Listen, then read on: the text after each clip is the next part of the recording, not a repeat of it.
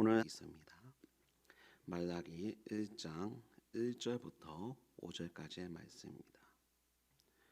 제가 가진 성경 구약 1327쪽입니다. 말라기서 1장 1절부터 5절까지의 말씀.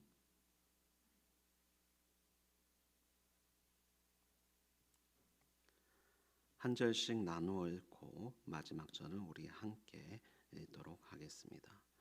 여호와께서 말라기를 통하여 이스라엘에게 말씀하신 경고라.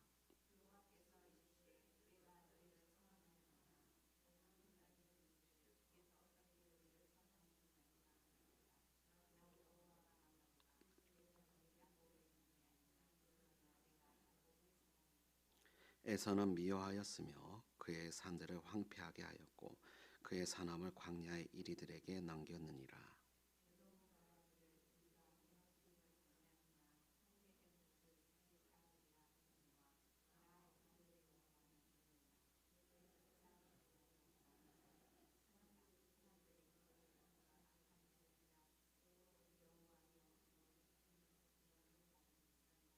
함께 읽습니다. 너희는 눈으로 보고 이르기를 여호와께서는 이스라엘 지역 밖에서도 크시다 하리라. 아멘. 오늘 말라기서 1장 1절부터 5절까지의 말씀으로 하나님은 사랑이시라라는 제목으로서 여러분 앞에 말씀을 전할까 합니다. 우리 말씀을 듣기 앞서서 우리 앞뒤로 잠깐 보시면서 주님의 이름으로 사랑합니다라고 한번 얘기해 볼까요? 주님의 이름으로 사랑합니다. 주님의 이름으로 사랑합니다. 평소에 사랑한다라는 말을 자주 하지 않으면 사실 이렇게 이런 자리에서도 사랑합니다 인사하는 것도 쉽지 않을 거예요. 그런데 여러분 평소뿐만 아니라 항상 영원토록 사랑을 표현하시는 분이 있어요. 바로 우리 하나님이시죠. 그 하나님에 대해서 오늘 조금 더 깊게 알아보기 원합니다. 오늘의 본문 저자의 이름, 이 책 제목으로 사용하는 이 말라기는 하나님의 사자라는 의미를 가지고 있어요. 어떤 의미를 가지고 있다고요? 하나님의 사자. 이 말라기는 에스라와 느헤미야 시대에 활동한 이 선지자의 이름이에요. 이 말라기서가 기록된 때는 3차에 걸친 이 바벨론 포로 귀환으로 모인 사람들이 이스라엘을 다시 재건국하는 그 과정 가운데 등장하게 되죠. 이 말라기 이후에 신약의 세례 요한이 등장하기 전까지인 이제 선지자들은 더 이상 등장하지 않아요. 그만큼 하나님의 최종 최후의 구약 메시지다라고 그런 닉네임을 갖고 있을 만큼 중요한 메시지를 말라기가 갖고 있는 것이죠. 이 말라기의 배경을 조금 더 살펴보자면 포로에서 돌아오는 이스라엘 사람들이 예루살렘 성전을 재건하고 성벽을 수축하는 그 공사 과정 가운데 말라기 선지자가 등장을 해서 하나님 말씀을 선포를 합니다. 바벨론에서 돌아온 유다 사람들, 이스라엘 백성들이 지난날 강성했던 다윗의 시대를 꿈꾸며 기양에 성공을 했어요. 그리고 그 유대인들로 인해서 이스라엘을 다시 재건하고 다시 만들어간다는 소식이 이리저리로 들리자 포로로 난민으로 다양한 모습으로 다양한 국가에 흩어졌던 디아스포라 유대인들이 그 소문을 듣고 그 소문의 출처로 몰려들기 시작해요. 그래, 고향으로 돌아가자. 그래, 이제는 약속의 땅, 하나님이 주신 우리의 그 땅으로 돌아가서 하나님의 성전을 다시 건축하고 하나님을 다시 찾자. 하나님께 예배하자. 그런 마음으로 그런 결심을 안고 이스라엘로 돌아왔어요. 그 유대인들은 하나님께서 이루실 새로운 나라, 위대한 지난날의 다윗의 그 왕국, 그것에 대한 기대감과 소망을 가지고 이스라엘 땅으로 돌아온 것이죠.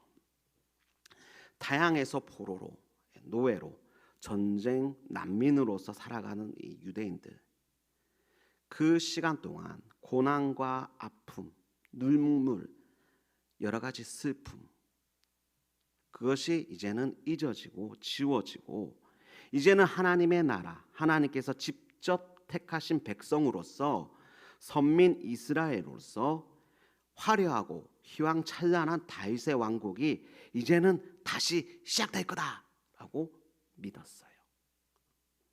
그래서 돌아왔죠. 그런데 자신들의 생각과 달리 위대한 메시아의 왕국, 하나님께서 직접 통치하시고 힘있고 위대한 나라의 모습, 그것은 상상에만 그쳐 있고 현실은 너무나 암담했어요. 막상 오니까 폐허가 된 땅은 여전하고 무너진 성전에 잿더미만 가득하고 나라의 기초 작업인 성벽을 재건하는 거에만 지금 그거에서만 처리하기도 힘든 거예요. 그럼에도 성벽을 건축하고 성전을 세우고 그것만 시작만 하기만 한다면 하나님께서 이 성전과 성벽을 통해서 그 모든 과정에서 하나님께서 말도 안 되는 풍성한 은혜와 축복을 우리에게 보상으로 주어줄 거야.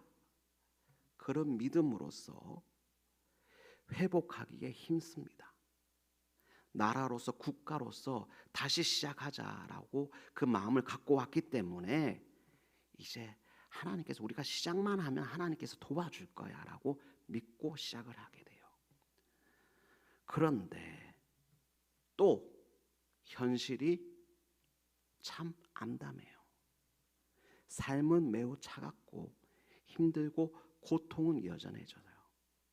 사람들이 모였지만 정부로서 감당할 신하와 왕도 없었고 사람들이 먹고 살 만한 경제적인 여건도 갖춰지지 않아요.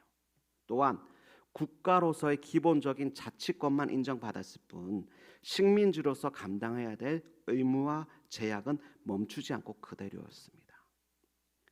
또한 주변의 이방 민족들이 보기에 군사력도 제대로 갖추진 이 이스라엘 땅, 그 안에 사는 백성들, 약탈하고 차지해야 될 어린 양처럼 보였어요.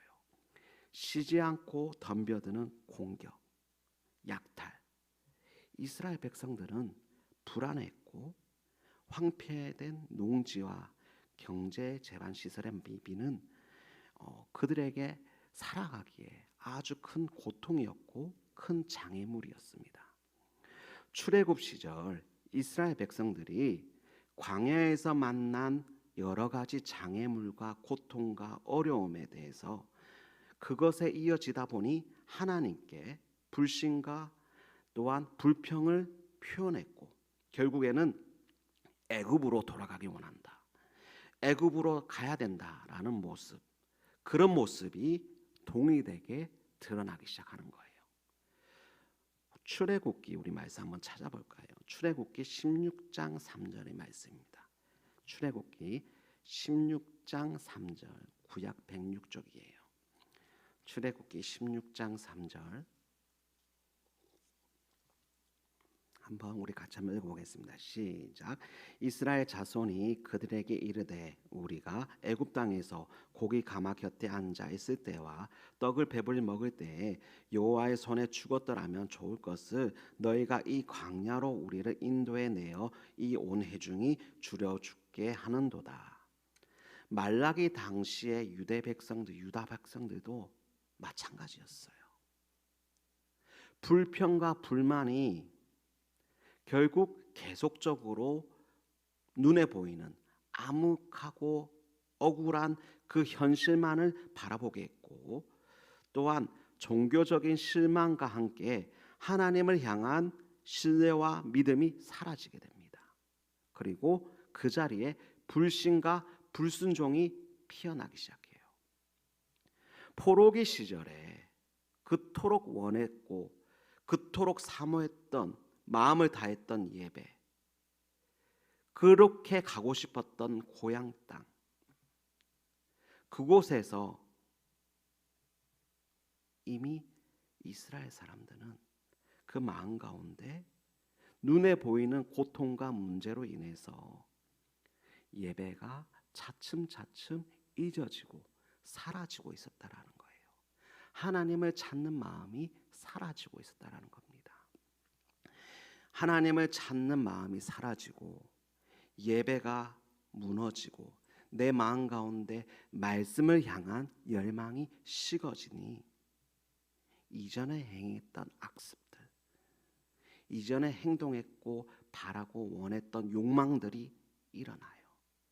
우상 숭배와 형식적인 종교 생활이 다시 시작되는 거예요.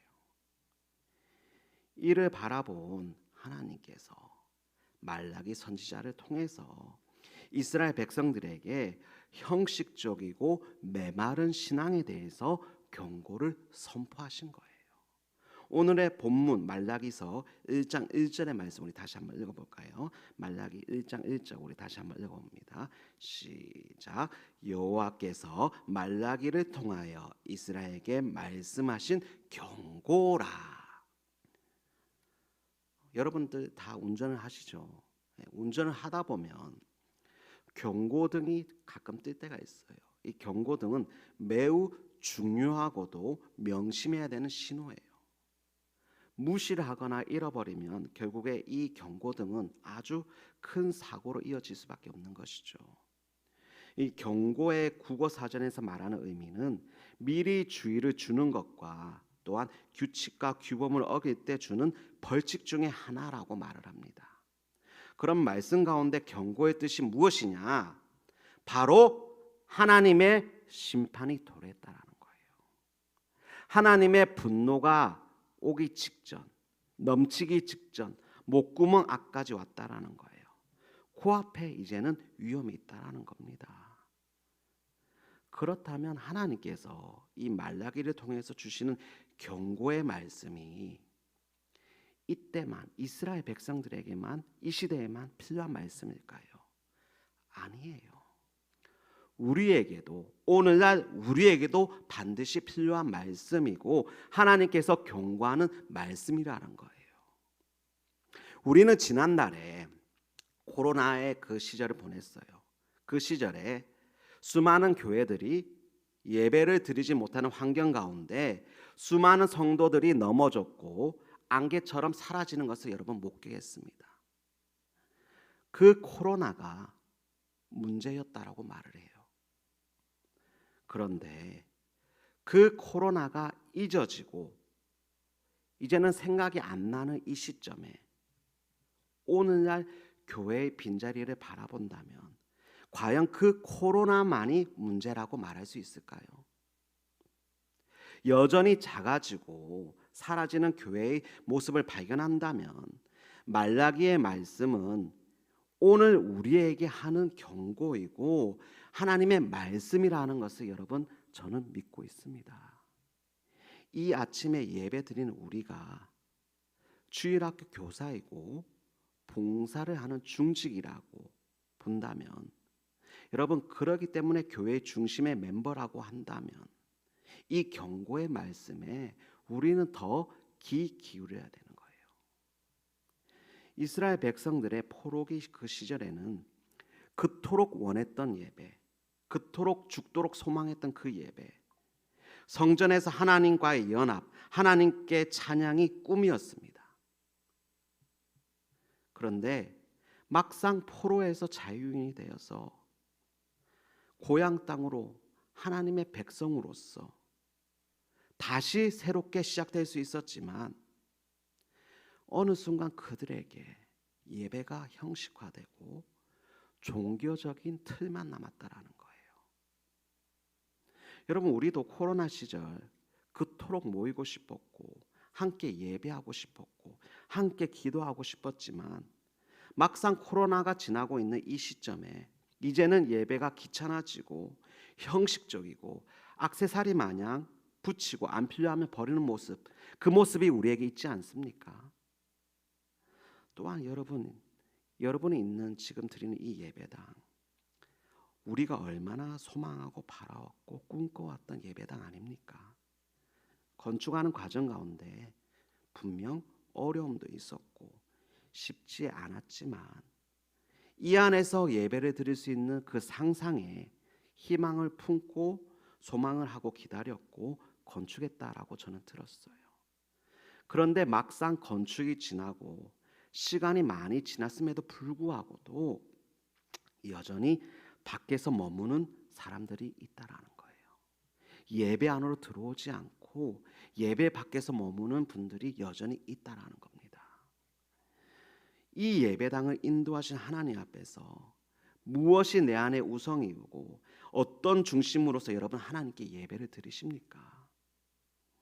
하나님의 사랑을 의심하고 예배가 무너지고 혼탁한 시대에 거짓과 탐욕에 물들어가는 그 세대에게 하나님께서 오늘 이 시간 말씀으로서 나에게 전하고 있다라는 것을 여러분 기억하시기 바랍니다. 경고한다. 돌아와라. 회개하고 하나님 나라에 들어갈 합당한 성도로서 예배드려라. 그것이 하나님의 말씀이라는 거예요. 말씀 가운데 여러분 마음이 열리기 바랍니다.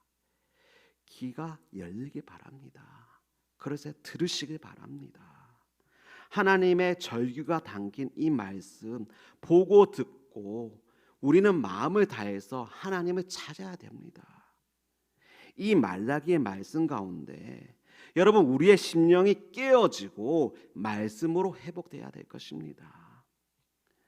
그래서 우리가 이 말라기 속에서 드러나는 이스라엘 백성들의 망가지고 무너지는 모습을 바라보면서 스스로 나를 봐야 되고 죄와 형식적인 신앙에 가슴 아파하면서 동시에 하나님께서 말씀하시는 이 경고에 대해서 반드시 회개를 해야 되는 거예요. 하나님은 우리의 회개를 원하신다라는 겁니다. 여러분 회개 이후에 회개가 이루어진 이후에 하나님의 사랑을 경험할 수 있는 거예요. 경고에 이어서 말라기서에 보시면 바로 하나님의 사랑이 거론됩니다.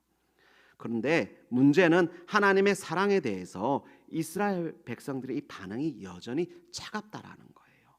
오늘 본문의 말라기 1장 2절의 말씀 한번 우리 같이 읽어볼까요? 말라기서 1장 2절의 말씀 우리 같이 한번 읽어보겠습니다. 시작. 여호와께서 이르시되 내가 너희를 사랑하였노라 하나 너희는 이르기를 주께서 어떻게 우리를 사랑하셨나이까 하는도다. 나 여호와가 말하노라 에서는 야곱의 형이 아니냐. 그러나 내가 야곱을 사랑하였고. 여러분 하나님께서 여러분을 사랑한다라고 직접 말씀하신다면 어떤 반응을 가지시겠습니까? 저는 20대에 대학교 마무리하는 시즌쯤에 온누리 교회에서 하는 그 경배와 찬양 집회에 참여를 한 적이 있어요. 그때 환상과 음성으로서 하나님 말씀을 들었고 사실 그 시간 이후로 하나님의 사랑에 대해서 전혀 의심한 적이 없습니다. 그런데 오늘 본문에 보시면 하나님께서 생생한 음성으로서 내가 너희를 사랑한다라고 이스라엘에게 말씀하셨어요. 그런데 그에 대한 이 이스라엘의 반응이 뭡니까? 차갑다라는 거예요. 냉소적이고 믿지 않는 사람들의 반응을 가진다라는 거예요. 하나님의 사랑에 대해서 근거와 방법에 대해서 의문을 제기하면서 주께서 어떻게 우리를 사랑하셨나이까 라는 반응을 가진 이스라엘이었다라는 거예요. 하나님의 조건 없는 사랑에 이스라엘 사람들은 조건적인 사랑을 요구한 거예요. 신랑이 사랑해라고 말하니 눈에 보이는 다이아 반지나 100평짜리 집문서를 가져와. 그게 신부의 대답인 거예요. 하나님께서 분명 이스라엘의 시작과 이후의 모든 역사 가운데 끊임없이 무한적으로 사랑하셨다라는 것을 말씀 가운데 알려주셨고 인도하셨지만 이스라엘 백성들은 눈앞에 당장 힘들고 고통스러운 현실로 인해서 철저하게 하나님의 사랑을 부정하고 의심하고 거부하고 있다라는 거예요. 사랑을 고백하시는 하나님과 어떻게 우리를 사랑했냐라고 반문하는 이스라엘, 일방적인 이 사랑과 사랑을 받아들이지 않고 거부하는 이 모습, 결코 여러분 남의 이야기가 아니에요. 어쩌면 나의, 우리 모두의 이야기일 수도 있습니다. 하나님은 분명 우리를 사랑하셨고 사랑하시기에 우리에게 각자의 삶 가운데 믿음의 증거를 이미 보게 하셨고 알게 하셨고 끊임없이 듣게 하셨어요. 그런데 우리는 여전히 하나님께 우리의 필요를, 우리의 목적을 위해서 하나님의 이적과 능력을 요구하는 모습이 우리 삶 가운데 분명 있다라는 거예요. 마가복음 8장 우리 한번 펼쳐볼까요? 마가복음 8장 11절에서 12절, 신약 66쪽입니다. 마가복음 8장 11절에서 12절 말씀 우리 한번 찾아보겠습니다. 우리 함께 읽어보겠습니다. 바리새인들이 나와서 예수를 힐난하며 그를 시험하여 하늘로부터 오는 표적을 구하거늘 예수께서 마음속으로 깊이 단식하시며 이르시되 어찌하여 이 세대가 표적을 구하느냐 내가 진실로 너에게 이르노니 이 세대의 표적을 주지 아니하리라 하시고, 예수님께서 놀랍고도 위대한 사건을 이미 무리들에게 수차례 수번 보여주셨어요. 그런데 그럼에도 불구하고도 예수님을 믿지 않는 자들이 있다라는 거예요.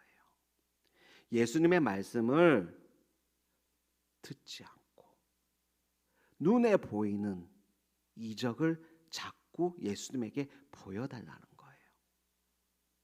이적의 이적, 능력의 능력을 계속적으로 보여달라는 겁니다. 눈앞에서 빵이 짠 하고 나타난다든가 하늘을 날아다닌다든가 예수님을 구주로 믿지 않고 자신의 지식적, 욕망적인 이 욕구를 충족해주고 필요만을 채워주는 세상적인 절대자, 능력자로서 그 예수님을 여기고 그것만 요청한다라는 거예요. 여러분, 이러한 행위, 이러한 고백, 이러한 사람들의 반응은 안 믿는 자, 불순종하는 자들의 특징인 거예요. 하나님을 사랑하지 않는 자들의 고백과 같다라는 거예요. 여러분, 하나님이 나를 사랑하심을 여러분 믿으십니까? 무조건적인 하나님의 사랑에 대해서 나는 어떤 반응을 가지신 성도이십니까?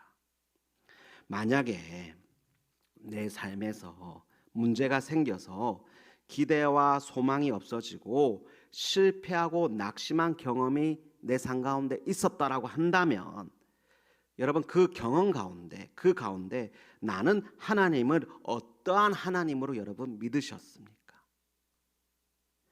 여러분, 오늘 본문에 보시면 이 반문하는 이스라엘을 향해서 하나님께서는 사랑의 구체적인 증거를 말씀하셨다라는 거예요. 오늘 본문 1장 2절 중반부터 3절의 말씀 우리 다시 한번 읽어보겠습니다. 나 여호와가 말하노라 에서는 야곱의 형이 아니냐 그러나 내가 야곱을 사랑하였고 에서는 미워하였으되 그의 산들은 황폐하게 하였고 그의 산업을 광야의 이르들에게 넘겼느니라. 하나님께서는 에서가 야곱의 형임에도 불구하고도 누구를 사랑하셨을까요? 야곱을 사랑했어요. 동생인 야곱을 사랑하셨다라는 겁니다. 왜 굳이 야곱을 사랑했을까요? 거짓말도 잘하고 형을 속이는 이 야곱을 왜 하나님께서 사랑했을까요? 당시 문화에 첫째를, 장자를 우선시하는 그 전통조차 깨버리고 하나님께서 왜 이 야곱을 사랑했을까요? 하나님께서는 야곱의 그 어떠한 것도 조건도 보지 않고 무조건 그 야곱을 약속의 후손으로 삼았다라고 말씀하셨습니다. 창세기 28장 13절에서 16절 말씀에 이런 말씀이 있습니다. 제가 대신 한번 읽어보겠습니다.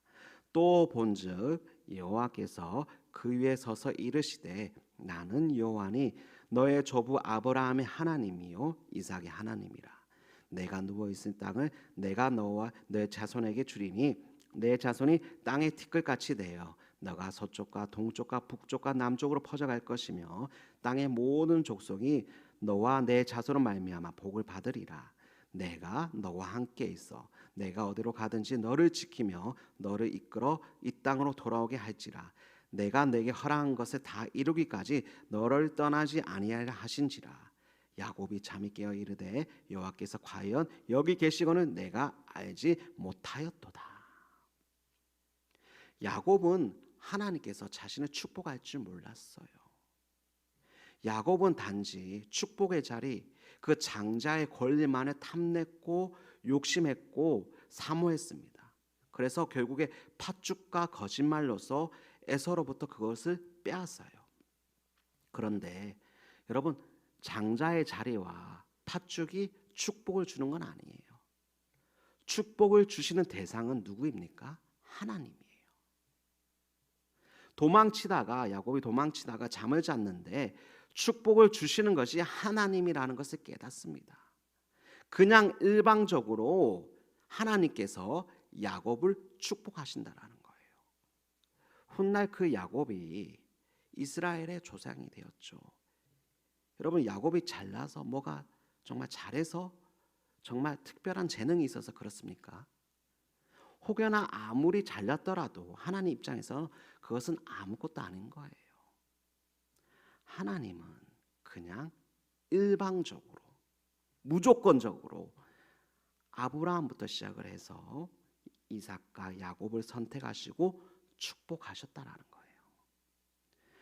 이 세상의 그 어떠한 민족도 경험하지 못한 기적과 역사를 이스라엘 역사 가운데 하나님께서 분명히 이 무조건적이고 절대적인 사랑을 보여주셨고, 이스라엘을 향한 하나님의 사랑도 조건적인 사랑이 아니라 무조건적이고 근원적인 사랑이라는 것을 계속적으로 알려주시고 지금도 너희를 사랑하고 있다라는 거예요. 문제는 이스라엘이 모든 역사 가운데 주관하시는 하나님의 일방적인 그 사랑을 깨닫고 행동하고 알아가야 되는데 이스라엘은 결코 그렇지 않다라는 거예요. 계속적으로 하나님의 사랑을 조건적으로만 생각을 하고 또한 거래 조건으로만 생각하고 받아들인다라는 거예요. 이게 무슨 말이냐? 하나님을 제대로 믿지 않는다라는 겁니다. 무조건적인 사랑의 하나님을 조건 사랑으로 오해했고 하나님을 조건 관계로만 생각을 하고 대한다는 거. 이것이 이스라엘이 행했던 교만이고 불신앙이었다라는 거예요. 여러분, 요즘 시대가 조건 사랑이 만연한 시대죠. 흔한 게 조건 사랑이에요. 뭘 줘야 나도 준다라는 거예요. 일반적인 사랑과의 관계도 물론이고 가족 간에도 부모 자식 간에도 요즘은 조건 사랑이라고 말을 합니다. 지난날에 권사님들 모시고 제가 차를 타고 가는데 뒤에서 권사님들이 그런 얘기를 하는 거예요. 자식들에게 돈을 얼마 줘야지 자식이 나에게 효도를 한다. 여러분, 교회 안에서도 성도 간에도 조건 사랑이에요. 돈 때문에 사랑하고 돈 때문에 효도한다고 합니다. 돈이 아니면 부모도 버리고 돈이 아니면 자식도 버린다고 해요. 남녀 관계에서도 서로가 물질적 조건이 안 맞으면 결혼은 절대로 생각하지 않는다고 해요. 서울시에서 조사를 했는데 수도권 젊은이들에게 결혼하기에 무엇이 우선이냐라고 물으니까 첫 번째가 경제적 돈이에요. 그러면 결혼하는데 필요 금액이 얼마나 필요할까요? 물으니까 최소가 3억이라고 대답한 것이 90%입니다. 이것이 여러분 오늘날 사랑의 현실인 거예요. 여러분, 성경에서 나오는 사랑의 주소는 어떻습니까? 예수님께서 하나님의 사랑에 대해서 여러 가지 말씀하셨지만 돈 때문에, 재물 때문에 집을 나간 둘째 아들의 이야기를 비유로 말씀하신 거에 대해서 오늘 한번 또 집중했으면 좋겠습니다. 돈이 다 떨어지고 배고픔에 집이 생각이 나고 아버지의 품을 그리워했지만 이 둘째 아들은 집으로 가길 원합니까? 안 원합니까? 원해요. 그런데 돌아가기를 망설여요. 왜냐하면 아버지의 재산을 가지고 나왔는데 잘 돼야 되는데 잘 되지 않았단 말이에요. 다시 고향으로 돌아가자니 비참한 모습이에요. 조건적인 사랑만을 아는 아들이기 때문에, 조건적인 사랑만 경험한 아들이었기 때문에 자신이 노예가 된다면 굶지 않고 아버지 집 안에 들어갈 수 있겠구나라고 생각하고 겨우겨우 돌아갑니다. 그런데 여러분, 그 아버지는 어떻습니까? 아들이 오기만을 그냥 하염없이 기다려요. 아들이 떠난 그 순간부터 계속적으로 하염없이 그 아들만을 기다립니다. 그 아들이 마침내 거지로 돌아오니까 어떠한 조건도 없이 그저 안고 울면서 잔치를 열고 그 돌아온 아들로서 받아들이고 함께 기뻐해요. 여러분, 이게 하나님의 사랑이라는 거예요. 하나님의 사랑은 무조건적이라는 거예요. 하나님은 지금도 떠나간 탕자를 위해서 눈물을 흘리시고 기다리고 있다라는 것을 우리는 기억해야 됩니다. 여러분, 기도하면 돌아온다라는 걸 하나님께서 이미 말씀하셨고 우리에게 알려주셨어요. 그게 하나님의 사랑이기 때문이에요. 우리 가족들 가운데 혹 상처를 받고 지금 안 나오는 성도들을 위해서 기도하시는 분이 계십니까? 하나님께서도 그들을 위해서 중보하시고 기다리면서 하나님 때를 위해서 준비하고 있다라는 것을 여러분 믿으시길 바랍니다. 기도하면 돌아옵니다. 또한 혹시 하나님이 나를 잃어버렸다라고 한탄하시는 분 계십니까? 하나님이 내 삶에 위로해 주지 않다고 생각하시는 분이 있으십니까? 여러분, 하나님은 결코 나를 떠나거나 멀리 하시는 분이 아니에요. 지금도 이 시간에도 언제나 영원히 나를 기다리면서 하나님께서는 우리를 위해서 그 사랑을 충만하게 준비하시고 우리에게 주시길 원하시는 것이 하나님이라는 거예요. 하나님은 사랑이시기 때문이죠. 요한 1서 4장 16절 말씀 우리 한번 같이 찾아볼까요? 요한 1서 4장 16절 말씀, 신약 392페이지입니다.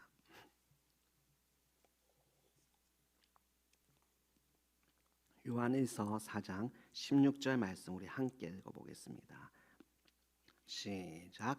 하나님이 우리를 사랑하시는 사랑을 우리가 알고 믿었노니 하나님은 사랑이시라. 사랑 안에 거하는 자는 하나님 안에 거하고 하나님도 그의 안에 거하시느니라. 하나님은 사랑이다. 이것을 한 단어로 다르게 표현하면 뭡니까? 바로 십자가예요. 십자가만큼 하나님의 사랑을 잘 표현한 것이 없습니다. 십자가는 하나님께서 우리를 향한 하나님의 그 사랑의 행위의 최종적인 모습이고, 예수님께서 죄 있는 우리를 위해서 직접 죽으신 희생의 사랑인 거예요. 그 십자가가 우리가 무엇을 행했기에, 우리가 무엇을 잘났기에 예수님께서 지셨느냐? 그러지 않았다는 거예요. 그 십자가는 우리를 향한 일방적인 사랑이라는 거예요. 여러분, 이 일방적인 사랑을 믿으시길 바랍니다. 전하시길 바랍니다. 경험하시고 마음과 입술로서 고백하시길 바랍니다. 여러분, 사랑은 표현해야 됩니다. 사랑은 보여야 사랑인 거예요. 제가 고향이 부산 사람이에요. 부산이에요, 부산. 그리고 경상도 집안의 영향도 있고 아버지부터 시작해서 아버지도 아버지 전부 다 군인 집안이에요. 그러다 보니까 사실 엄청 무뚝뚝하고 감정 표현이 서툰 사람이에요, 저 개인적으로. 그래서 아내와 연애하기 전에, 결혼하기 전에는 부모님께 사랑한다는 말도 제대로 하지 않았습니다. 아내한테도 사랑한다, 고맙다는 말도 잘 하지 않았어요. 그런데 한 번은 저희 아내가 저한테 진지하게 야단을 치는 거예요. 사랑한다라고만 마음만 먹지 말고 좀 표현하라고, 얘기 좀 하라고. 그래서 제가 그 얘기를 들은 이후로 사실 부모님에게, 또한 아들에게, 아내에게 사랑을 표현하기에 참 무난한 노력을 지금까지도 계속하고 있어요. 잘했으면 잘했다고, 고맙다고 인사도 하고, 사랑한다라고. 오늘 아침에 교회 오기 전에도 저희 아들을 붙잡고 아침에 막 눈을 비비고 막 일어났는데, 사랑해 이준아 이렇게 인사하고 나왔어요. 여러분, 사랑을 한다면 표현을 해야 됩니다. 평소에 여러분 또한 감사하는 말도 해야 돼요. 최근 한국에서 20대부터 40대까지 언어 표현을 통계를 했는데 제일 높은 비율을 차지하는 말이 무엇이냐? 뭘까요? 바로 욕이에요. 욕. 특히 10대 같은 경우에 욕이 없으면 언어가 안 된다라고 평가가 나올 정도였어요. 반면에 제일 안 한 말이 무엇이냐라고 조사를 하니까 뭐냐? 사랑한다, 감사한다예요. 그 말을 전혀 안 해본 10대도 있다라는 거예요. 여러분, 우리나라 사람들이 대체로 사실 이 말을 하는 데 있어서 인색합니다. 잘하지 않아요. 그런데 여러분, 우리 가깝고도 먼 나라 미국의 경우에 일방적인 인사가 무엇이냐? 땡큐, 땡스예요. 무엇을 주어도 받아도 일방적인 인사가 감사라는 거예요. 감사. 그래서 미국 사람들 보면 종교가 있든 없든 삶에 대해서 이 사랑에 대한 표현을 아끼지 않아요. 여러분, 그렇다면 하나님을 사랑한다면 어떻게 표현해야 될까요? 하나님은 이미 우리를 사랑한다라는 표현을 십자가로 보이셨어요. 그렇다면 우리는 분명 감사로서 여러분 표현해야 됩니다. 사랑한다고 표현해야 돼요. 표현해야지 여러분 압니다. 표현해야지 고백이 됩니다. 하나님의 사랑에 대해서 우리가 반응해야 될 그 사랑이 어떠한 모습이냐? 바로 예배자로서 여러분 하나님께 돌아가 하나님께 연합해야 되는 거예요. 각자의 자리에서 하나님의 사랑에 대해서 진심으로 찬양하시고 진심으로 그 사랑을 전하시고 그 사랑의 통로가 되는 것에 대해서 그 사랑에 대해서 감사를 표현하시길 바랍니다. 하나님은 우리를 사랑하신다라는 것을 여러분 잊지 마시고 예배의 자리에서 우리의 삶의 모든 자리에서 끊임없이 하나님의 사랑에 대해서 감사하시고 고백할 수 있는 귀한 성도가 되시길 주님의 이름으로 소망하겠습니다. 주님의 이름으로 소망합니다. 기도합니다. 하나님 아버지 감사합니다. 주의 사랑을 우리가 체험하고 알아가고 경험하여 전하는 자가 되게 도와주시옵소서. 우리의 삶의 자리에서 그 주님의 사랑을 찬양하게 하시고 그 사랑을 전할 때 주께서 함께 하신다는 것을, 성령께서 함께 하신다는 것을 우리가 잊지 않고 주님의 감사하는 자가 되게 도와주시옵소서. 아버지 감사합니다. 예수님 이름으로 기도드립니다. 아멘. 우리 찬송가 357장 함께 찬양하며 주님 앞에 봉헌으로서 나아갑니다.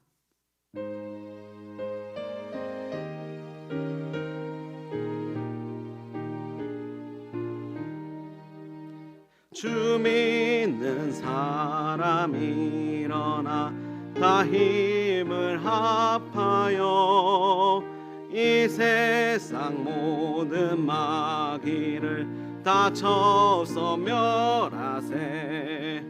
저 앞에 오는 적군을 다 싸워 이겨라.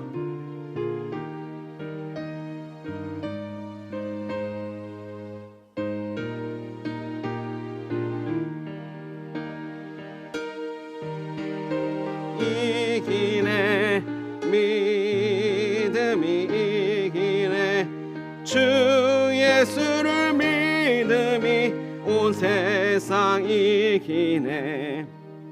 온 인류 마귀 괴율로 큰 죄에 빠지니 진리로 띠를 띠고서 늘 기도 드리세.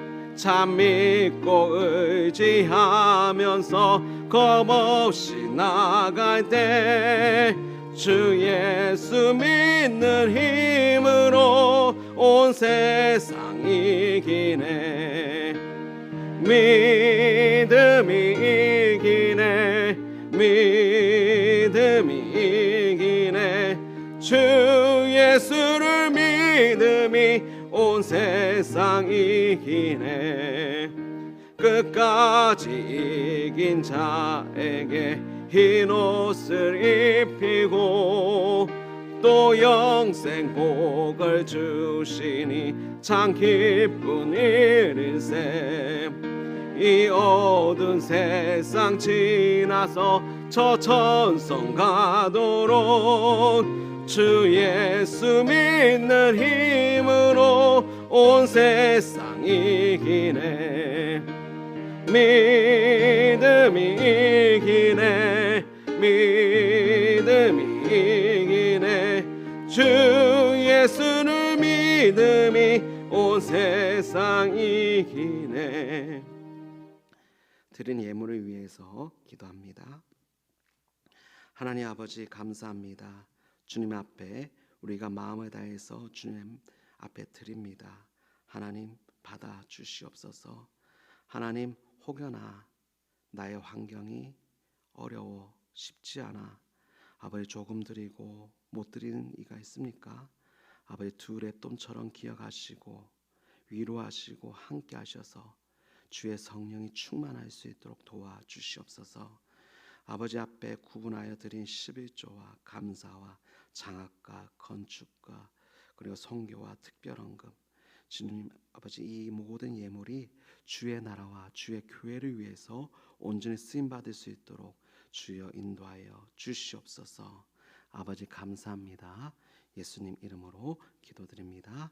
아멘.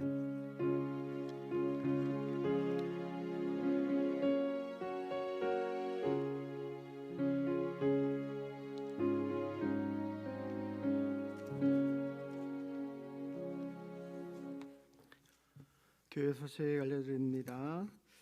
오늘 주일 오후 예배는 기관 모임이 아닌 구역 모임으로 모이겠습니다. 온세대 신앙 부흥회 5월 15일부터 17일까지 저녁 7시 30분 본당에서 있습니다. 수요 예배는 제가, 목요일은 전희교회 담임하시는 윤영수 목사님, 금요일은 김천 서북교회 담임하시는 임석호 목사님 모시고 은혜를 나누려고 합니다. 함께 믿음의 자리에 늘 동참해 주시기를 부탁드립니다. 제가 내일 오전부터 모레 밤까지 저희 서울신학대학의 총동문회에 참석하게 됩니다. 하루 동안 잘 마칠 수 있도록 기도해 주시고 오늘 강단 헌화는 나선은 집사님 생일 감사로 준비해 주셨습니다. 나머지 권고는 주보 참고하시고 우리 이제 다 같이 일어나셔서 여기에 모인 우리 같이 찬양하시고 축도로 예배를 마치겠습니다. 여기에 모인 우리 같이 찬양하겠습니다.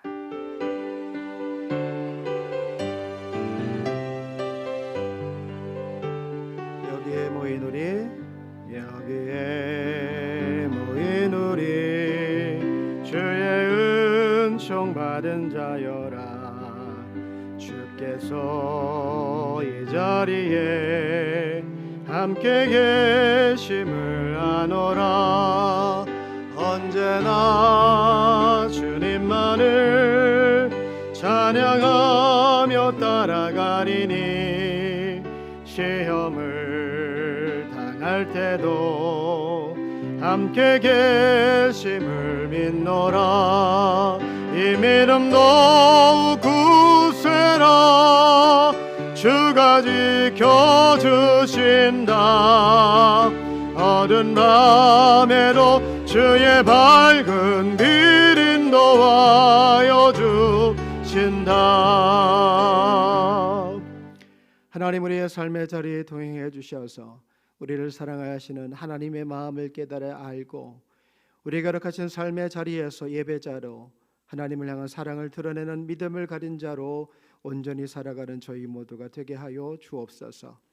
이제는 우리 주 예수 그리스도의 은혜와 아버지 하나님의 동행하심과 성령님의 역사하심이 하나님의 사랑이신 걸 깨닫고 사랑의 사람으로 이 세상 속에 살아가기를 다짐하는 믿음의 가족들 머리머리 위에와 그 생의 기업과 전후손 위에 함께하지 못한 모든 믿음의 가족들 머리머리 위에 이제로부터 영원토록 함께 하시기를 간절히 축원하옵나이다. 아멘.